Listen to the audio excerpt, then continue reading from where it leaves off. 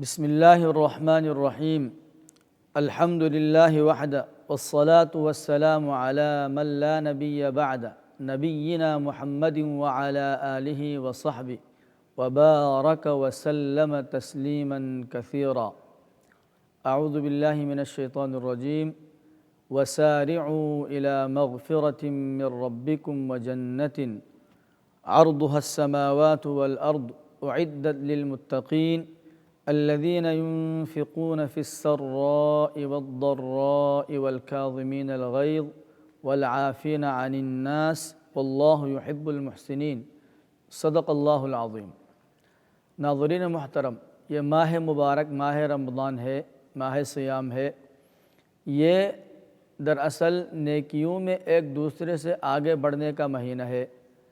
یہ سورہ آل عمران آیت نمبر 133 میں اللہ تبارک و تعالیٰ کا ارشاد ہے وَسَارِعُوا إِلَى مَغْفِرَةٍ مِّن رَبِّكُمْ۔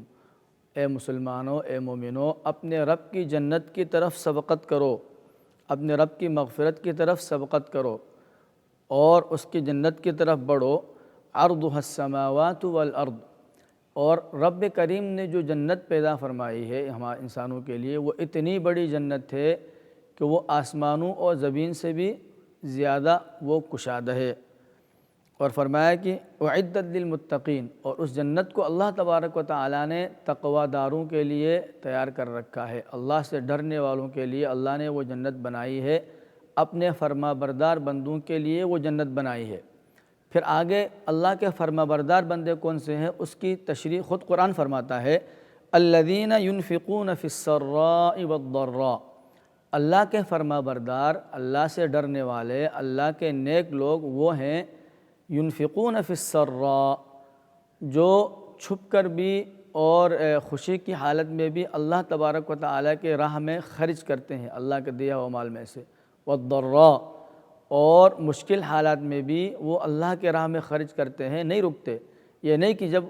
کشادگی ہے، خوشی ہے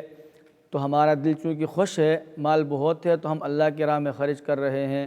اور جب کوئی تکلیف آئی، پریشانی آئی، اب دل نہیں کر رہا ہے تو ہم گھر میں بند ہو کے بیٹھ گئے، مال کو بھی بند کر دیا، کسی پہ خرچ نہیں کر رہے ہیں۔ فرمایا نہیں، وہ تکلیف اور خوشی، کشادگی، تنگی، ہر حالت میں اللہ کی راہ میں خرچ کرنے والے ہیں۔ والکاظمین الغیظ، اور ان کی دوسری صفت یہ بیان فرمائی کہ کاظمین الغیظ، وہ اپنے غصے کو پی جاتے ہیں، اپنے نفس پر کنٹرول رکھتے ہیں۔ وہ جب بھی کسی پر غصہ آتا ہے تو یہ سوچتے ہیں کہ ہم سے بڑی بھی کوئی ذات ہے، اگر ہم اب سامنے والے سے درگزر سے کام نہیں لیں گے تو پھر ہمارا رب جو ہم سب کا رب ہے، ہم سب سے بڑی ذات ہے، وہ ہمیں درگزر نہیں کرے گا۔ اللہ کا ڈر اور خوف دل میں رکھ کر وہ لوگوں سے درگزر سے پیش آتے ہیں، غصے کو پی جاتے ہیں۔ والعافین عن الناس، اور لوگوں سے عفو درگزر کا معاملہ کرتے ہیں۔ کسی نے ستایا، کسی نے تنگ کیا، کسی نے کوئی ایسی بات کہہ دی جو دل کو بری لگی، دل تو نہیں چاہ رہا تھا کہ میں اس کو معاف کروں، بلکہ سامنے سے اس کو ٹھیک ٹھیک جواب دینے کا دل کر رہا تھا، بدلہ لینے کا دل کر رہا تھا، لیکن یہ سوچا کہ اللہ رب العزت کی ذات سب سے بڑی ہے، اور اللہ کی ایک صفت یہ ہے کہ وہ معاف کرنے والی ہے، رحیم ہے، درگزر کرنے والی ذات ہے، تو میں اس کا ایک چھوٹا سا بندہ ہوں، ایک ادنا سا بندہ ہوں، اور اللہ کا اطاعت گزار کیوں نہ بنوں اور کیوں نہ معاف کروں۔ یہ دل میں سوچ کر کہ وہ لوگوں سے درگزر سے کام لیتے ہیں، لوگوں کو معاف فرماتے ہیں۔ اور فرمایا واللہ یحب المحسنین، اللہ تبارک و تعالی احسان کرنے والے محسنین سے محبت فرماتے ہیں۔ سبحان اللہ، اللہ تبارک و تعالی خود محبت فرماتے ہیں ایسے بندوں سے جو دوسروں کے ساتھ احسان والا معاملہ کرتے ہیں۔ تو یہ تو آیت مبارکہ میں اللہ تبارک و تعالی نے خود تقوی دار اور متقی لوگوں کی صفت بیان کی ہے۔ تو یہ ماہ مبارک ماہ رمضان ہم سب کے لیے ایسا ہے کہ ہم ایک دوسرے سے نیکیوں میں آگے بڑھنے کی کوشش کریں اور اس میں سستی نہ کریں۔ تو سب سے پہلا کام جو اس آیت مبارکہ میں بیان کیا گیا ہے جو نیکی ہے، وہ ہے خرچ کرنا، اللہ کے راہ میں خرچ کرنا۔ ہم یہ نہ سوچیں کہ ہماری آمدن بہت کم ہے، تھوڑی سی سیلری ہے ہمارے پاس بہت زیادہ مال نہیں ہے تو ہم کیا خرچ کریں گے، اگر کسی کو ہم تھوڑا سا دیں گے تو اس سے کیا ہوگا۔ حدیث پاک میں مسلم کی روایت ہے، آپ صلی اللہ علیہ وسلم کے ارشاد ہے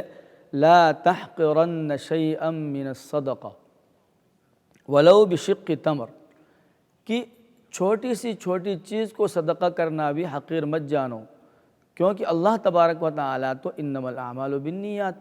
اللہ تبارک و تعالیٰ ہمارے نیتوں کو دیکھتے ہیں، ہمارے دیے ہوئے مال کی مقدار کو نہیں دیکھتے کہ ہم نے 1 ملین صدقہ کیا یا 1 بلین کیا یا لاکھوں درہم اور روپے ہم نے صدقہ کیا، نہیں، اللہ تبارک و تعالیٰ یہ دیکھتے ہیں کہ اس غریب مسکین فقیر شخص نے جس کے پاس خود کھانے کے لیے 2 وقت کی روٹی نہیں تھی، اس میں سے اس نے آدھا نکال کے صدقہ کیا اللہ کی رضا کے لیے، تو جتنا زیادہ اخلاص ہوتا ہے اللہ تبارک و تعالیٰ اس کا اجر بڑھا دیتے ہیں۔ اور مسلم ہی کی دوسری روایت میں فرمایا لا تحقرن من المعروف شیئا، لا تحقرن من المعروف شیئا، کہ نیک کام میں سے کسی کو بھی کم نہ سمجھو، ولو ان تلقى اخاک بوجہ طلق،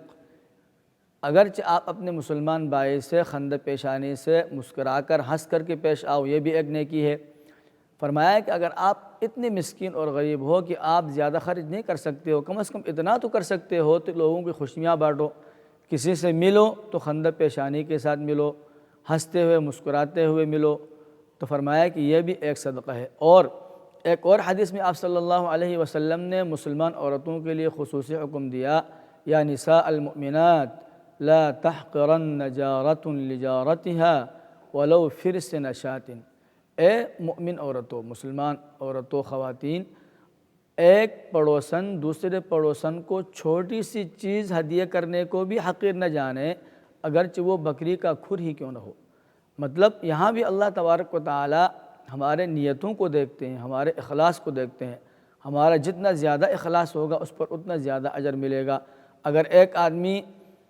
لاکھوں اور ملین درہم اور پیسے اللہ کی راہ میں خرچ کرتا ہے لوگوں کے سامنے دکھاوے کے لیے، تاکہ لوگ کہیں کہ کتنا سخی بندہ ہے، اتنے سارے لوگوں کو اتنے سارے پیسے بانٹا ہے، تو اس کا اللہ کے ہاں کوئی اجر نہیں ہے، کیونکہ وہ دکھلاوا تھا، اور اس کے مقابلے میں کوئی صرف 1 روپیہ خرچ کرتا ہے اللہ تبارک و تعالیٰ کے لیے اخلاص کے ساتھ، تو اس کا اجر اللہ تبارک و تعالیٰ کے ہاں زیادہ ہے۔ اور دوسرا کام جو اس آیت مبارکہ سے ہمیں سمجھ میں آتا ہے، جس کی اللہ نے فضیلت بیان کی ہے، وہ ہے غصہ کو پی جانا۔ بہت دفعہ ایسا ہوتا ہے کہ سامنے والا کو ایسا کام کر جاتا ہے، ہمیں بڑا غصہ آتا ہے، دل کرتا ہے کہ اس کو ٹھیک ٹھیک جواب دیں، بلکہ بعض دفعہ تو لڑائی جھگڑا کرنے کا بھی دل کرتا ہے، برا بھلا کہنے کا دل کرتا ہے۔ فرمایا ایسی حالت میں قدرت اور طاقت ہوتے ہوئے جب ہم اپنے غصے کو پی جاتے ہیں اللہ کی رضا کے لیے، تو اس کی بہت بڑی فضیلت ہے۔ اور حدیث پاک میں اسی کو ارشاد فرمایا، یہ سنن کی روایت ہے کہ معاذ بن انس رضی اللہ تعالی عنہ فرماتے ہیں، آپ صلی اللہ علیہ وسلم کے ارشاد ہے، من کظم غیظا وهو قادر على ان ينفضه دعاه الله عز وجل على رؤوس الخلائق يوم القيامة حتى يخيره الله من الحور العين ما شاء، کہ جو شخص غصہ آیا اور وہ اس بات پر قادر تھا، طاقت رکھتا تھا کہ وہ اپنے غصے کا اظہار کرے، اپنے غصے کو ٹھنڈا کر سکے، چاہے کسی بھی طرح سے غصہ کرنے کے ساتھ جواب میں، یا مار پیٹ کے ساتھ، یا برا بھلا کہنے کے ساتھ، وہ طاقت رکھتا تھا، چاہتا تو اپنا غصہ نکال دیتا، لیکن طاقت اور قدرت ہونے کے باوجود اللہ کا ڈر دل میں رکھ کر، اللہ کا خوف رکھ کر کے وہ اس کو پی جاتا ہے، تو اس کے لیے اتنا بڑا اعزاز ہے کہ قیامت کے دن اللہ تبارک و تعالی ساری مخلوق کے سامنے اسے بلائیں گے، اور بلانے کے بعد اعلان کریں گے کہ جو تم نے غصہ پیا تھا اس کا اللہ تبارک و تعالیٰ نے اتنا اجر دیا ہے کہ اب تم حور عین میں سے جس کو چاہے آپ لے سکتے ہو۔ تو بندے سے کہا جائے گا کہ حور عین اللہ تبارک و تعالیٰ نے اس کے لیے رکھی ہے، اور اس میں بھی جو وہ چاہے گا وہ اللہ اس کو عطا فرما دیں گے۔ اور ایک تو یہ غصے کو پی جانا ہے، دوسری بڑی عبادت۔ اور اس آیت کریمہ میں جو تیسرے نیکی جس میں ایک دوسرے سے سبقت کرنا ہے، یہ صرف ایسا نہیں ہے کہ ہم نے ایک غصہ پی جانا ہے، بلکہ ایک دوسرے سے سبقت کرنا ہے۔ اگر ایسا ہو گیا سامنے والا غصہ کر رہا ہے، اگرچہ وہ نہ کرے پی جائے، اور اگر وہ کرتا بھی ہے تو ہم نے خود اپنے غصے کو پی کر کے اس معاملے کو رفع دفع کرنا ہے۔ اور فرمایا کہ لوگوں سے درگزر کرنا، والعافین عن الناس، اور تقوی والے وہ ہیں جو لوگوں سے معافی اور درگزر کا معاملہ فرماتے ہیں۔ تو یہ ایک ایسا کام ہے جس میں ہم نے ایک دوسرے سے سبقت کر جانا ہے رمضان میں۔ مطلب اگر کسی سے غلطی ہوتی ہے تو دوسرے والا اس کو معاف کرے، اور دوسرے سے غلطی ہوتی ہے تو پہلے والا بھی اس کو معاف کرنے پہ راضی ہو جائے۔ اور اسی کو آپ صلی اللہ علیہ وسلم کی حدیث مبارکہ کے اندر مسلم کی روایت ہے، فرمایا کہ ما نقصت صدقۃ من مال وما زاد اللہ عبدا بعفو الا عزا وما تواضع احد للہ الا رفعہ اللہ۔ فرمایا کہ صدقے سے کبھی مال کم نہیں ہوتا ہے، جو صدقہ کرتا ہے اللہ تبارک و تعالیٰ اس کے مال کو اور زیادہ بڑھا دیتے ہیں، اس میں اور اضافہ فرماتے ہیں۔ اور دوسری بات ارشاد فرمایا ہے کہ جو درگزر سے کام کرتا ہے، معافی سے کام لیتا ہے، تو اللہ تبارک و تعالیٰ اس کی عزت میں اضافہ فرماتے ہیں، کیونکہ جو شخص کسی کو معاف کرتا ہے تو وہ اللہ کی رضا کے لیے کرتا ہے، ورنہ اگر صرف اپنے معاملہ ہو تو وہ کبھی معاف نہ کرے، اپنے دل کی بڑاس نکالے۔ تو جو جب اس طریقے سے معاف کرتا ہے تو اللہ رب العزت الا بعز، ما زاد اللہ الا بعز، اللہ تبارک و تعالیٰ اس کی عزت میں اضافہ فرماتے ہیں۔ اور فرمایا کہ اور جو اللہ کی خاطر تواضع اختیار کرتا ہے، اللہ کی خاطر جھک جاتا ہے، دوسرے کے مقابلے میں تکبر سے کام نہیں لیتا ہے، معافی کا معاملہ کرتا ہے، تو اللہ تبارک و تعالی الا رفعہ اللہ، اللہ اس کے مرتبے کو، اس کے مقام کو لوگوں کی نظر میں بھی بڑھا دیتے ہیں، اور خود اللہ کی نگاہ میں بھی ایسا شخص مرتبہ اور مقام حاصل کر لیتا ہے، اللہ تبارک و تعالی کے متقی لوگوں میں داخل ہوتا ہے۔ اور ترمذی کی ایک روایت میں عائشہ رضی اللہ تعالی عنہ سے سوال کیا گیا کہ آپ صلی اللہ علیہ وسلم کے اخلاق کیسے تھے؟ آپ نے فرمایا لم یکن رسول اللہ صلی اللہ علیہ وسلم لم یکن فاحشا ولا متفحشا ولا صخابا فی الاسواق ولا یجزی بالسیئۃ السیئۃ ولکن یعفو ویصفح۔ آپ صلی اللہ علیہ وسلم نہ تو فحش گو تھے، بری بات نہیں کہتے تھے، بد زبان نہیں تھے، اور بازار میں زور زور سے بولنے والے نہیں تھے، اور کوئی آپ سے برائی کا معاملہ کرتا تھا تو اس کو بدلے میں برائی سے جواب نہیں دیتے تھے بلکہ اچھائی کے ساتھ جواب دیتے تھے،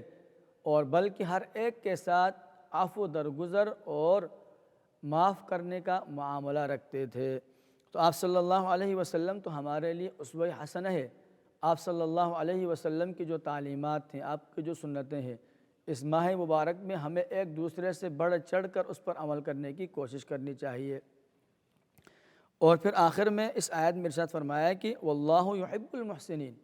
اور اللہ تبارک و تعالی محسنین سے محبت فرماتے ہیں۔ اور آپ صلی اللہ علیہ وسلم سے سوال کیا گیا کہ یا رسول اللہ یہ احسان کیا ہے؟ آپ نے ارشاد فرمایا الاحسان ان تعبد اللہ کأنک تراہ وإن لم يكن يراك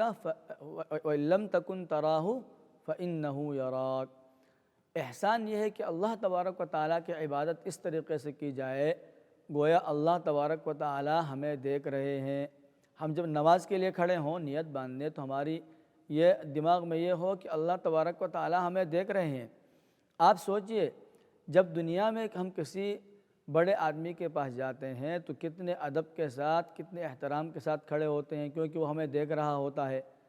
تو جب ہم رب تعالی، رب کریم، جو رب الارباب، پوری کائنات کا خالق، پوری کائنات کا مالک، ہم سب کا پالنے والا ہے،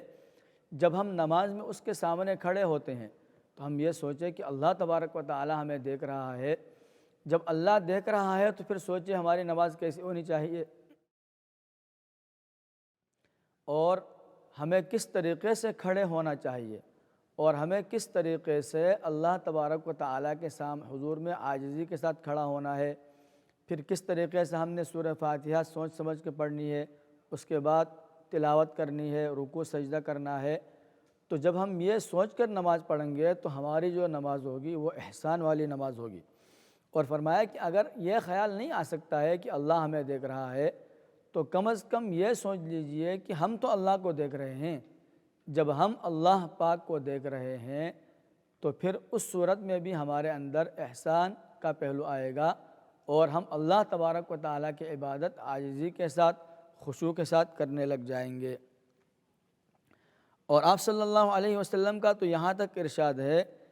کہ احسان اس طریقے سے کرو کہ اگر بکری کو ذبح کرنا ہے، جانور کو حلال طریقے سے کھانے کے لیے، اپنے رزق کے لیے،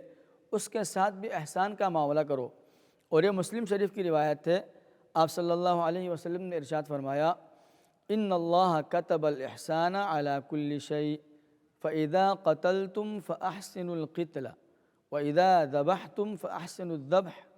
وَلْيُحِدَّ أَحَدُكُمْ شَفْرَتَهُ فَلْيُرِحْ ذَبِیحَتَهُ کہ اللہ تبارک و تعالیٰ نے ہر معاملے میں احسان رکھا ہے، ہر معاملے میں ایک حد مقرر کی ہے کہ اس میں احسان کیسے کرنا ہے۔ یہاں تک کہ اگر تم جانور کو ذبح کرو تو اس ذبح کرنے میں بھی اس کے ساتھ احسان کا معاملہ کرو، اور وہ احسان یہ ہے کہ اپنی چھری کو اچھے سے تیز کر لو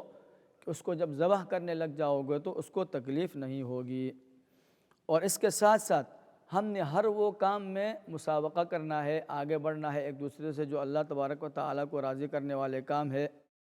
کیونکہ آپ صلی اللہ علیہ وسلم نے فرمایا، اذا دخل رمضان فتحت ابواب الجنہ وغلقت ابواب النار۔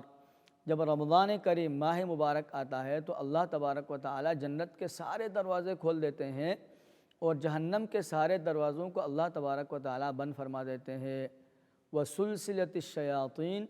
اور جو شیاطین اور سرکش جنات ہوتے ہیں ان کو اللہ تبارک و تعالیٰ زنجیروں میں جکڑ دیتے ہیں۔ تو ہمیں اس صورت میں نیکی کرنا آسان ہو جاتا ہے،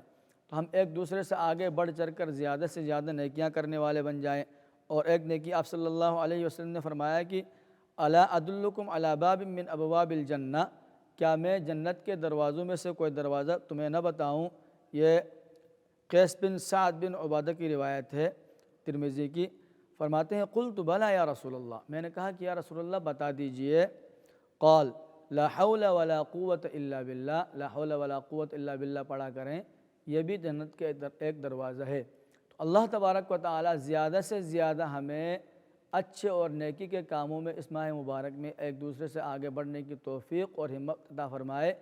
اور جو اعمال ہم نے اب تک کیے ہیں یا جو آگے کرنے والے ہیں ان کو اپنے بارگاہ میں قبولیت کا مقام اور مرتبہ عطا فرمائے۔ آمین یا رب العالمین۔